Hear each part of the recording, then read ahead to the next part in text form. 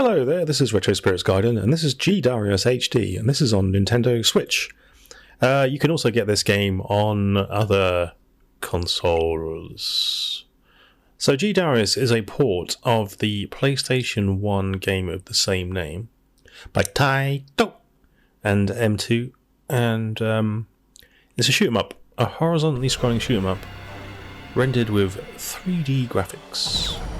Got that lovely spaceship shooting fish action, which you can't get enough of in Darius games.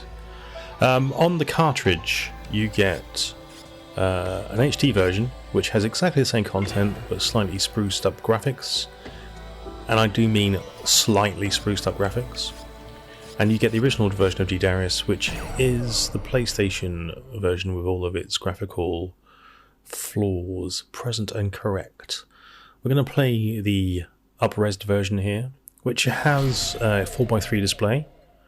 It has quite a solid looking presentation on the graphics, so there's no polygon glitching, breakup or texture warping as you would have seen on your PlayStation. Other than that, it is more or less identical, although the actual little spaceship you fly looks different in this one slightly to the PlayStation 1. I kind of prefer the PlayStation 1, to be fair. It looks nice. But anyway, in this game you have capture balls, where you fire your balls at an enemy's face, and that beguiles them to become your partner in crime as you shoot all of their friends in the face with lasers and bombs. And all the enemies in this are aquatic beasties in robotic form. When you capture your enemy, you have several options to utilize your enemy. You can use them as a shield or to supplement your firepower. You can press the button which blows them up like a smart bomb, as I've done there.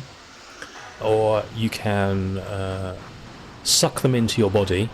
You can absorb their power and spit it out as a stream of laser death, which is good fun. When you take on the bosses have a laser death beam, and you can have a laser death beam battle where you sort of ramps up the on-screen pyrotechnics, which is actually very fun. It's a nice feature.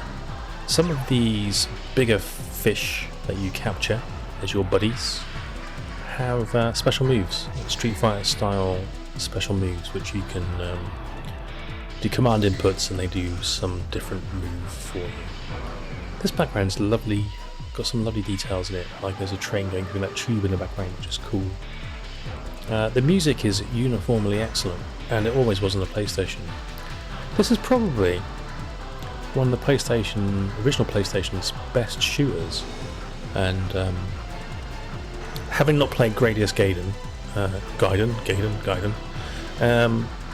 I can't say that for a fact, but I have played a few of the other ones, including Philosoma. There's quite a good version of Ray Storm on the PlayStation. Ray Crisis is great. So all the Taito PlayStation shooters are fairly bloody awesome, it has to be said. All the ones I've played anyway are. There's a bit of slowdown here. Don't know if that happens in the PlayStation original. It certainly happens on the Switch. Yeah, so this is one of the PlayStation's best shoot-em-ups, and now it's on Switch and PS4, and it's still a great fun game. It's as I remember it, although slightly harder, it has to be said. I don't remember it being as difficult as it is here. Pretty sure I used to be able to either 1 or 2 credit this back in the day, but I'm finding it quite tough going on this version. Don't know if they've ramped the difficulty up, or whether it's the PAL version was easier than the NTSC version, and this is based off the NTSC version. Don't know. But along with what's it called? What's the one on the Saturn called? Darius Gaiden. Along with Darius Gaiden, these are the best Darius games in my opinion. Darius and Darius Gaiden, and yeah, it's just awesome to be able to play on the Switch with slightly improved graphics. I'm glad they didn't change the graphics too much, actually, because it does look kind of old school, which is quite appealing. Although some of these animated background elements are a bit odd. What I would say about this game is it's got a beautiful variety and lots of imagination in the backgrounds. Not so much in the standard enemies that you fight, but the locations, pretty damn cool. And the bosses, some of the bosses are super epic, it has to be said. And I already mentioned the music. The music is wonderful. So here we're shooting spaceships that look sort of like fish, but we're shooting them in the sky with a couple of dragons. Why not? Why wouldn't you have a couple of dragons flying around with very polygonal heads and pointy wings? Sort of an early attempt at skinning there, maybe, by the looks of it, which is all well and good. Those 2D clouds look very, very cool, being sort of superbly naively drawn. But yeah, some of this stuff doesn't look great, but it's all of a style. If you can overlook some slightly, by today's standards, ropey graphics, you'll have a lot of fun with this. So the Switch version cost me 25 quid, and an original PlayStation copy of this game can cost you that. It can probably cost you a bit more as well on PAL. So that's groovy. You've got all this extra data at the side of the screen here, which I have no interest in whatsoever, but M2, being the conversion masters that they are, have equipped you with a load of different things, and at the side of the screen you can track, including how many times you've used your beams and that sort of stuff. There's also achievements for doing specific things in the game, like capturing a percentage of enemies. I can't remember whether it had that in the PlayStation original back in the day. I'm unsure about that, but that seems like something that they would have had back on the original PlayStation. But it's been sort of like, I don't know, 23 years since I played the PlayStation version, so I can't remember. But for 25 quid, you get a solid shoot 'em up of that sort for sure. We've got a 2-player mode in here as well. I don't know how manic that gets. I bet that's crazy. What I'd really like them to do is release Raystorm Array Crisis on a single cart for the Switch. That would make my millennium. But G-Darius is pretty damn good.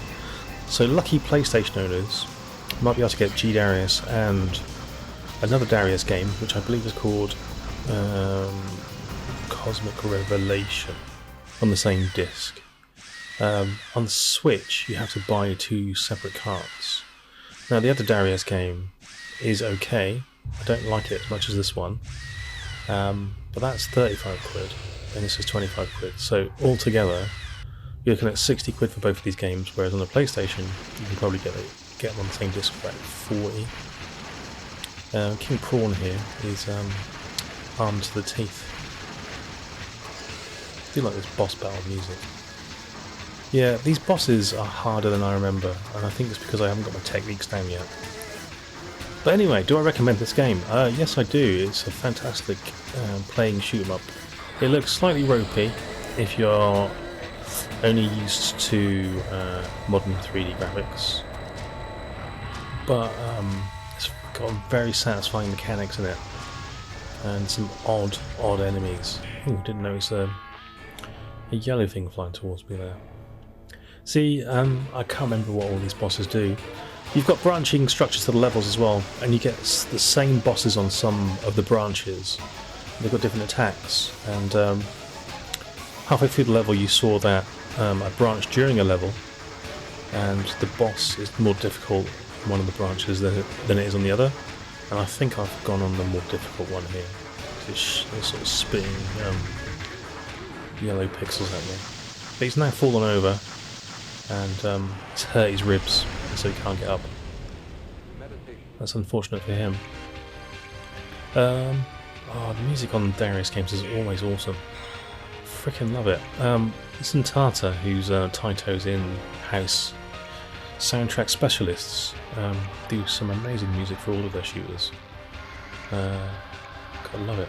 Gotta love it. My missus likes me playing Darius Gaiden on the sand just because she likes listening to the soundtrack. So yeah, operatic.